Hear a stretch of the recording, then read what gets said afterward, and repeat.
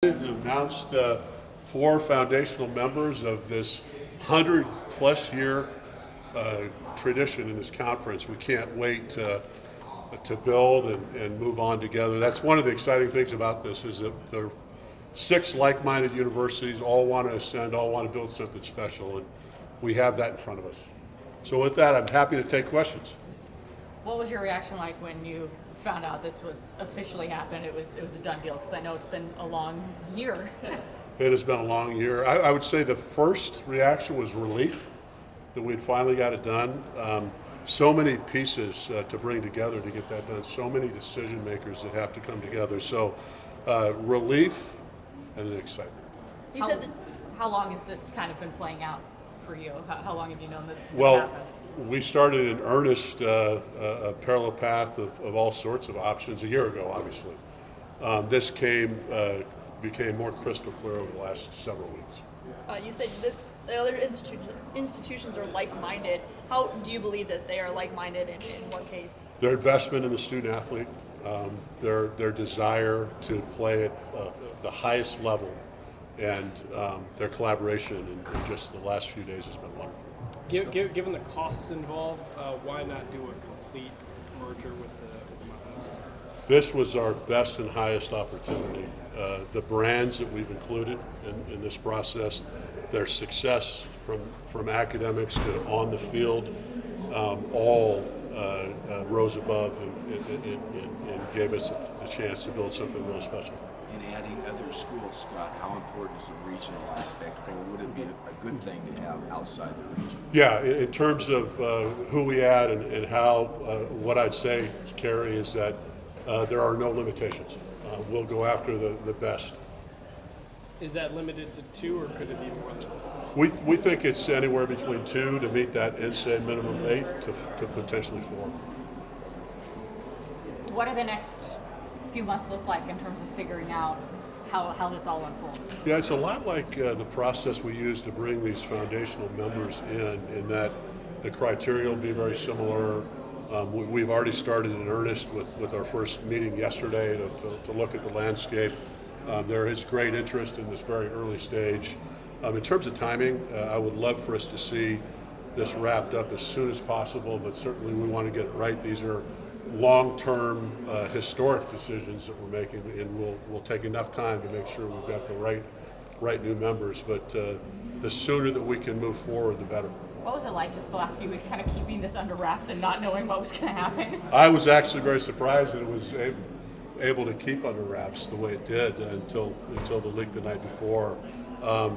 Really proud of everybody involved, as you can imagine, between presidents and general counsels and other people that had to be in the know. There are a lot of people that were in the know, and to keep a lid on it as we did was a testament to everybody involved. Use the word timing to have it today, to be able to make this announcement this week on this platform. Can you just describe the significance of what it means to be able to do this today? Right, and I wish I could say it was all orchestrated to be this, and certainly that was a hope. And to do that, to be on this platform, the nation is watching. To have this in front of us is just optimal, and we're really appreciative of it. Yeah. Scott, you talked about the parallel paths that you guys were on. Was it hard to let go of maybe the hope of joining an existing Power Four?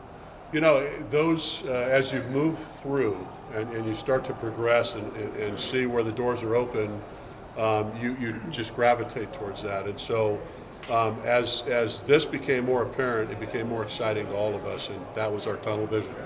What kind of commitment is there with the new schools? Is there a time frame on that, or a grant of rights, or anything like that? Yeah, we do, and won't share terms of the deal, but it's a long-term grant of rights. Everybody is buckled in and committed for the long term.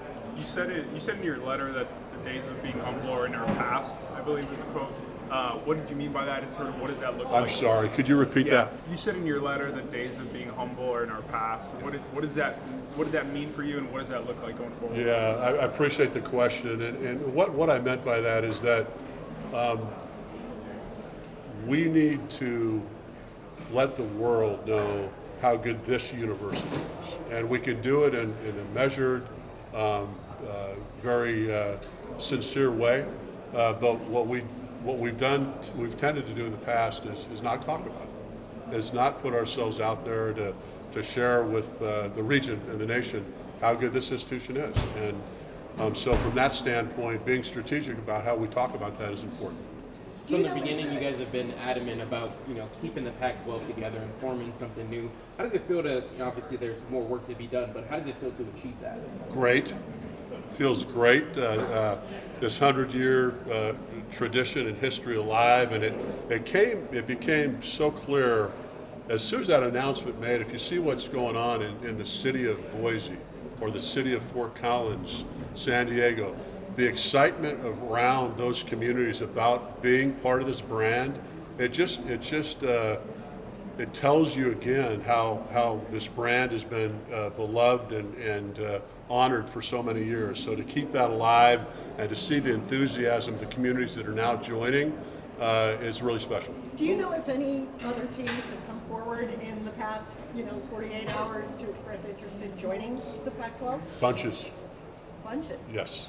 What will be the criteria or what will be the priorities when you do look at this? A lot like what we've looked at this first round, right? So it certainly, we talk a lot about brand and valuation, really important, of course, but academic and athletic success is really critical in this process.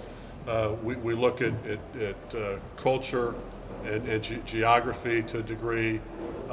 All those things combine to sort of give us a decision matrix, if you will, of how to move forward. What was the general feedback or reaction from your coaches about the move? Excited about a clear path forward. Is football a requirement for future members? Yes. The 4 schools that are coming in, 2 of them don't have baseball. What do you see for the future of Oregon State baseball? Yeah, so, any even the Pac-12, we had deficiencies, right? Whether it was wrestling or gymnastics, and one size doesn't fit all. So what we do is we move ahead and we build around that so that we're in a good position. Remember, we've got 2 to 4 more schools to get, and we'll absolutely be leaning into a national schedule in addition to that. So we've got an opportunity to not only move from an independent situation to where we're scheduling the entire, but to add national high caliber games to a core conference schedule. We think there's great opportunity there. You know all too well that conferences are driven by TV deals at this point. What are you guys looking for in your next TV deal? We're looking to advance the brand. We're looking for an opportunity to create distributions to our conference members and a platform to continue to grow on. How hopeful are you that this Oregon State game can continue beyond next year? One of the challenges with conference realignment is the disassembling of regional rivalries, right? And when you think back in college athletic history and the popularity of college athletics, it was built on rivalries. It really was. And so from that aspect, and by the way, a little bit of common sense, or 45 minutes down the road, to be able to play that game in every sport, where it fits, we want to look at that. And Rob and I have talked, and we'll talk some more. Trent Bray said at his press conference earlier this week that a big reason for keeping the rivalry game because of playing Oregon and Oregon State, that rivalry is on a national stage. How close do you feel like the Pac-12 conference is to being more so on a national stage now that this deal is done? We've taken a great step forward in that regard. The brands that we've added to the ones that we share in Washington State and Oregon State puts us on that stage. Have you guys had any conversations with television partnership? Just socializing concepts, nothing official. With the desire to scale the conference to 8 to 10 teams, would there be an intention to change the conference's name back to Pac-8 or Pac-10? No, we love the brand. You think about some of the other brands out there. I don't think there's one conference that actually has the same number of members that the name is. So, but we want to keep the brand. We think it's valuable, and we'll lean into it. Going forward with this new reality of this new conference, what changes within athletic department funding and programming might be necessary to fit this new reality? Yeah, no, look, we've got to continue to build, and right out of the gate, look, there's a new landscape in college athletics. Let's put conference realignment aside. This new world that we live in demands that we reinvent ourselves in terms of revenue streams, how we conduct business, our ability to adapt to the changes. So we have challenged ourselves to really reinvent ourselves as it relates to the business enterprise and our revenue generation in all aspects. You don't anticipate having to lose sports to fit No, this new... no, we will not be losing sports. Scott, can you just talk about the money aspect if you can? What's the conference looking for in terms of revenue from a television partner? Has there been any talk about that at all? And Yeah, we wouldn't be able to share terms with you on the dollars, but I do want to say this. When you think about the foundational group that we have now and the potential of who we may add, we feel great about going out to the marketplace and commanding a really good deal. Are there any possible names you could share that you guys are maybe having conversations or possibilities to add? No. In a word. Is there a timeline on when you'll have to make a deal with 2 more teams at least? Not a timeline, but again, I'll go back to I'd like to see this move as quick as possible. You know, I think John Wood said it. Let's be quick, but don't hurry. Get it right, but it's in our best interest to move as quickly as we can. How crucial was this move in terms of recruiting? It's huge.